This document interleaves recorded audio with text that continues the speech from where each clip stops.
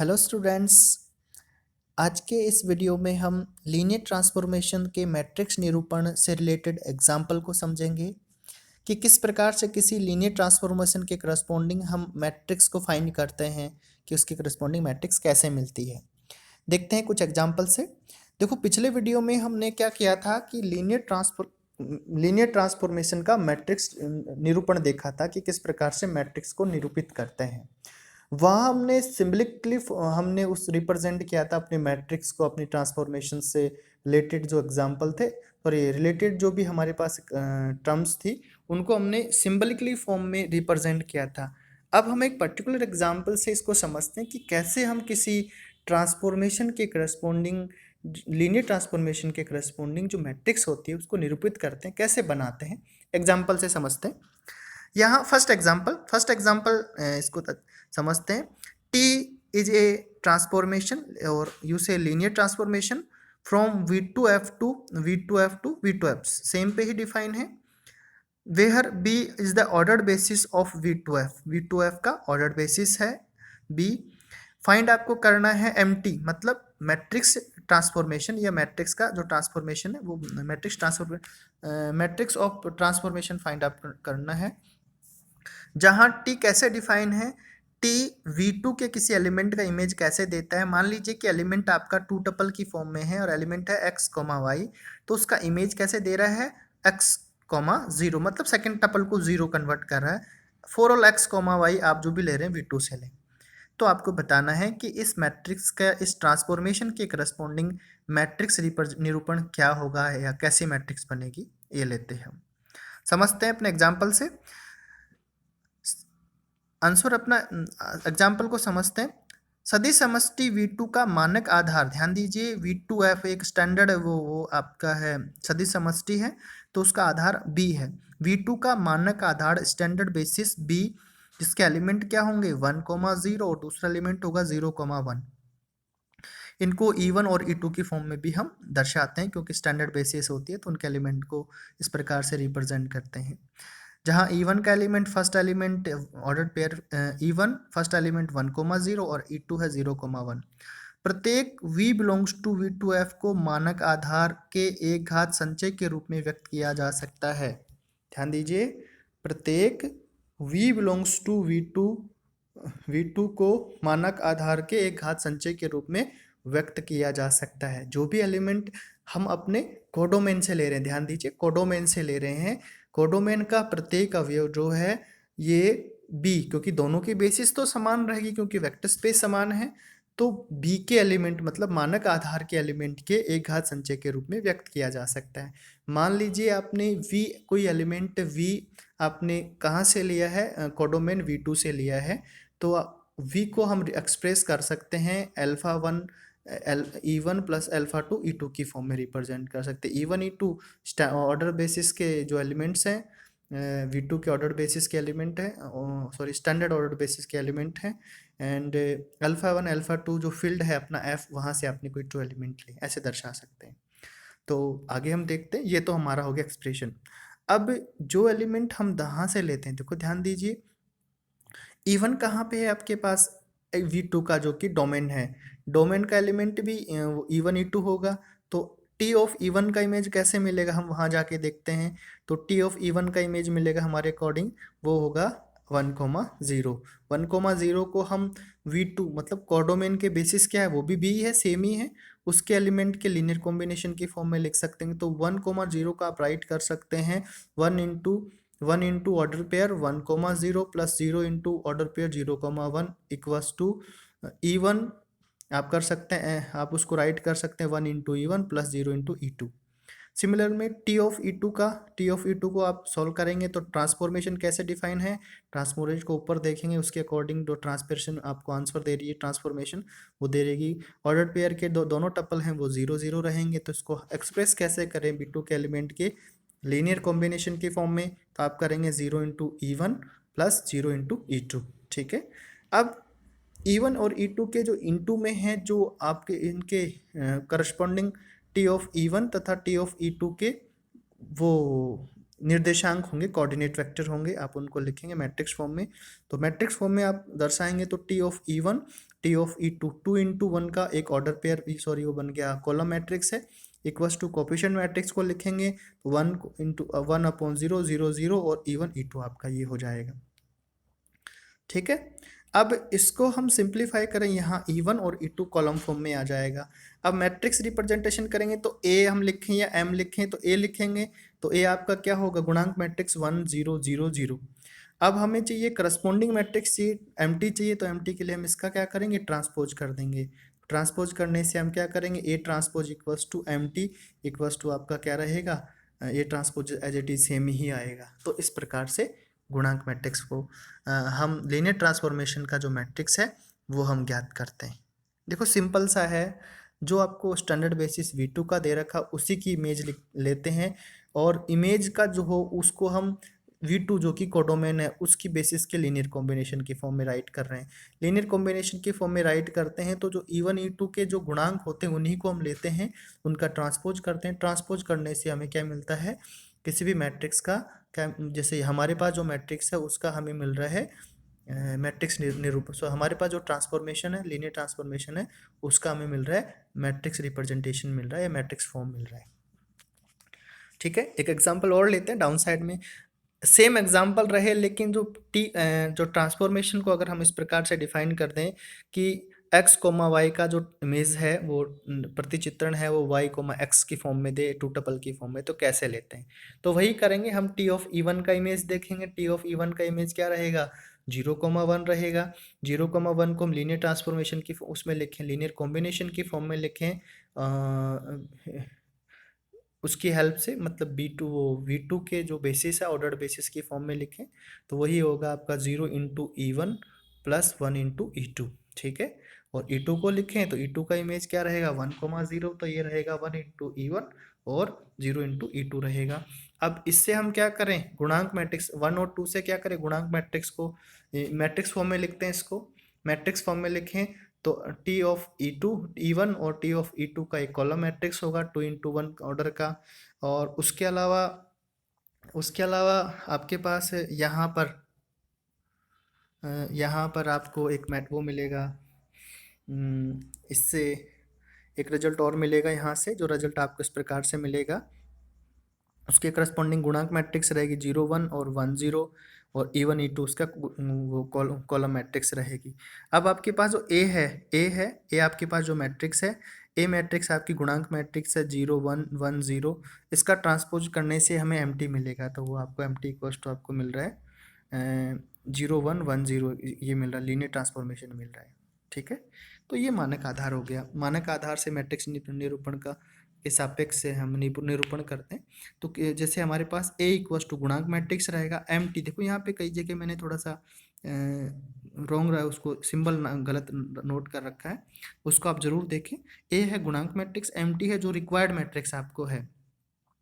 A और M different भी हो सकते हैं, सेम भी हो सकते हैं।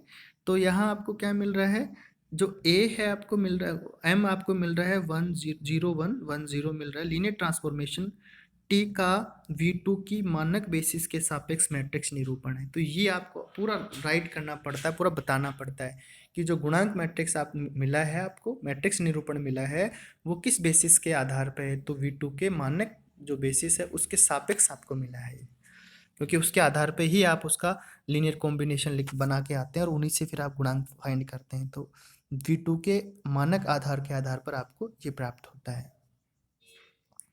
नेक्स्ट सेकंड एग्जांपल लें, सेकंड एग्जांपल को और समझते हैं। सेकंड एग्जांपल देखें, एग्जांपल सेकंड में T है V3 to R, सेम में डिफाइन है V3 to R से V3 to R में किस प्रकार से डिफाइन है उसको देखते हैं। ये डिफाइन है XYZ का इमेज दे रहा है 2y + z x - 4y और 3x मिल रहा है।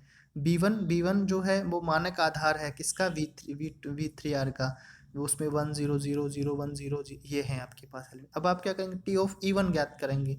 T ऑफ E1 ज्ञात करेंगे तो ट्रांसफॉर्मेशन क्या इमेज देगा, ट्रांसफॉर्मेशन को देखते हैं तो 0 1 3 देगा, और उसके बाद में 0 1 3 है तो ये एक थ्री टपल मिला। थ्री टपल को V3R के मानक बेसिस या स्टैंडर्ड बेसिस के लीनियर कॉम्बिनेशन के एलिमेंट के लीनियर कॉम्बिनेशन की फॉर्म में आप रिप्रेजेंट करेंगे, तो फर्स्ट होगा 0 E1 प्लस सेकेंड होगा 1 E2 और थर्ड होगा 3 × E3।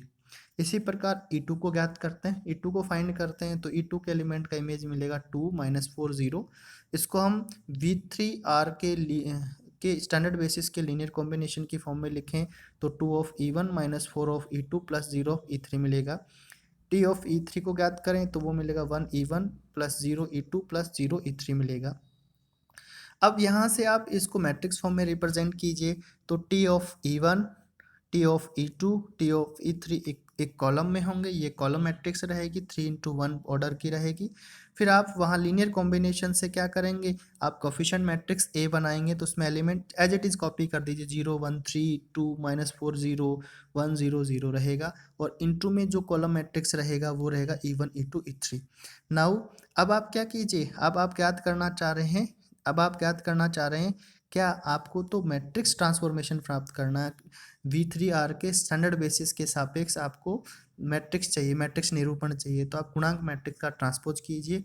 तो गुणांक मैट्रिक्स का आप ट्रांसपोज करते हैं तो आपको जो रिजल्ट मिलता है ये आप वो जो स्टैंडर्ड बेसिस आपको V1 दे रखा था, V3R की स्टैंडर्ड बेसिस V1 के सापेक्ष गुणांक मैट्रिक्स के मैट्रिक्स निरूपण है लीनियर ट्रांसफॉर्मेशन T का, इस प्रकार से मिलता है। इसी प्रकार से अगर नेक्स्ट एग्जाम्पल की हम बात करें तो नेक्स्ट एग्जाम्पल आपको B2 दे रखा है और B2 में देखो आपको जो बेसिस है वो अलग से दे रखी है, ध्यान दीजिए B2 आपको अलग से दिखा रखा है और आपको B2 के सापेक्ष गुणांक मैट्रिक्स फाइंड करनी है। तो B2 के सापेक्ष B2 के सापेक्ष आपको मैट्रिक्स निरूपण निकालना है T का। T आपका एज इट इज जो पहले ही डिफाइन था वैसे ही डिफाइन है। तो देखो आपके पास यहाँ जो एलिमेंट हैं वो आपका फर्स्ट रहा अल्फा 1 या A1, जो भी आपको लिखना, आपने V1 लिखा, A1 1 फर्स्ट एलिमेंट, V2 आप लिख रहे हैं 1 1 0 सेकेंड एलिमेंट और V3 लिख रहे हैं 1 0 0 थर्ड एलिमेंट है। अब T ऑफ E1 का इमेज आपको क्या मिलेगा, T ऑफ E1 का इमेज हमारे जो फंक्शन आपने ऊपर डिफाइन कर रखा उसके आधार पर हम निकालेंगे तो वो एलिमेंट आपको आंसर मिल रहा है 3 -3 0। ठीक है, अब ये आपको मिल गया। ठीक है, अब उसके आधार पे उसके बाद में हम बात करें एक्सप्रेशन की तो यहाँ देखते हैं जो भी हम V3R से V लेंगे वो एलिमेंट 3 टपल की फॉर्म में होगा, जैसे V ले तो V1 V2 V3 की फॉर्म में होगा। अब हम क्या करें, जो भी एलिमेंट देखो जो मैंने ऊपर V1 V2 V3 बोला आप उसको अल्फा 1 अल्फा 2 अल्फा 3 जो कि मैंने लिख रहा है एज इट इज लें उसको। ठीक है, अब T आप कोई भी लेंगे उसका इमेज आपको क्या मिलेगा वो हमने देख लिया, T11 का निकाल के देख लिया, T12 का भी निकाल सकते हैं, 1 1 0 का भी निकालेंगे और T1 0 0 का भी फाइंड करेंगे। पहले T11 वाले को हम चेक करते हैं। तो जो भी हम V3R से लेंगे तो V3R की जो बेसिस है बेसिस के एलिमेंट के लीनियर कॉम्बिनेशन की फॉर्म में लिखा जा सकता है। तो आपने क्या किया, आपने V को लिया तो V आपको V का जो एलिमेंट V3R से लिया वो अल्फा 1 अल्फा 2 अल्फा 3 के लीनियर कॉम्बिनेशन की फॉर्म में लिखा जा सकता है। तो आपने आप उसको लिया A अल्फा 1 प्लस V को आप रिप्रेजेंट कर रहे हैं A alpha 1 plus B alpha 2 plus C alpha 3। अब V1 V2 V3 को हमने सॉल्व कर रहे हैं तो आपको 3 इक्वेशंस मिल रहे हैं जो V1 V2 V3 की फॉर्म में मिल रहे हैं। A का वैल्यू V3 है, B का वैल्यू V2 माइनस सॉल्यूशन से आपस में जब सॉल्व करते हैं 3 इक्वेशन को तो वहाँ से प्राप्त होता है B का वैल्यू V2 माइनस V3 और C का वैल्यू V1 माइनस V2 ये आपको मिल रहा है। ठीक है, अब V1 V2 V3 को हम चेक करें कि ये क्या मिलेगा, तो इसको चेक करें। यदि V1 का वैल्यू आप 3 लेते हैं और V2 का वैल्यू -3 लेते हैं और V3 का वैल्यू 3 लेते हैं तो आपको A B C का वैल्यू क्या मिलता है, इसको चेक करते हैं।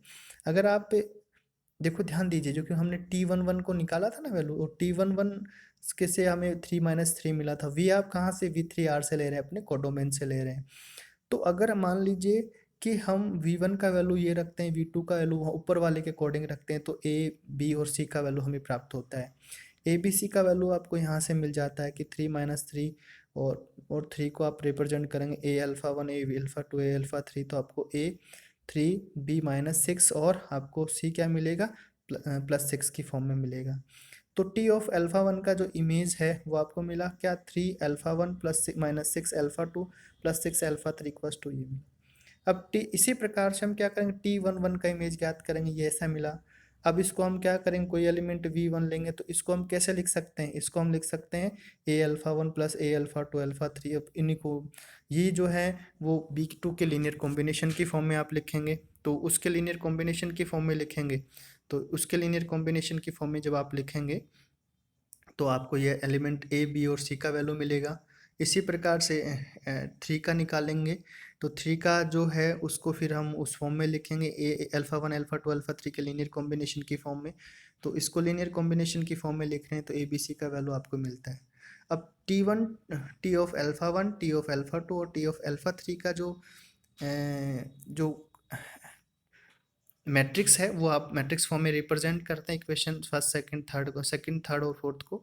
तो T of alpha 1 T of alpha 2 और टी ऑफ अल्फा 3 का एक कॉलम मैट्रिक्स बनेगा 3/1 का, और उसके अलावा अल्फा 1 अल्फा 2 अल्फा 3 का एक कॉलम मैट्रिक्स बनेगा 3/1 का। और गुणांक मैट्रिक्स है उस वो आपको मिलेगा कि जैसे आपको टी ऑफ अल्फा 1 के गुणांक है आप उसको रो में रिप्रेजेंट करेंगे फर्स्ट रो में, टी ऑफ अल्फा 2 के जो गुणांक हैं वो सेकंड रो में रिप्रेजेंट करेंगे, टी ऑफ अल्फा 3 के गुणांक है वो थर्ड रो में रिप्रेजेंट करेंगे।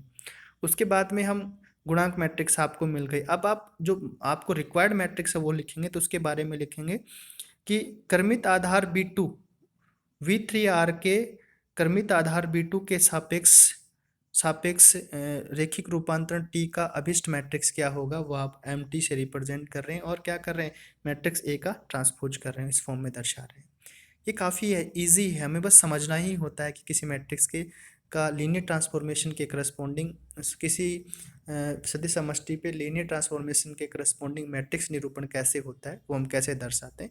मैट्रिक्स निरूपण में होता क्या है, एक्चुअल में कोऑर्डिनेट्स जो होते हैं, कोऑर्डिनेट वेक्टर्स होते हैं मैट्रिक्स में किसी सदिश समष्टि के मानक आधार के सापेक्ष या जो आधार हमें दिया होता है उसके आधार के सापेक्ष, क्रमित आधार के सापेक्ष क्या होता है, कॉलम मिलते हैं जो कि कोऑर्डिनेट वेक्टर्स होते हैं। प्रत्येक जो मैट्रिक्स निरूपण से जो हमें मैट्रिक्स प्राप्त होती है उस मैट्रिक्स का प्रत्येक कॉलम कोऑर्डिनेट वेक्टर को मिलता है जो कि किसी अवयव के इमेज के सापेक्ष बनते हैं। गुणांक मैट्रिक्स में पंक्तियां होती हैं और जो हमारी जो रिक्वायर्ड मैट्रिक्स होती है उसमें कॉलम सदिश होते हैं। नेक्स्ट इसी से रिलेटेड एग्जांपल को हम और देखेंगे जो हम नेक्स्ट वीडियो में देखेंगे।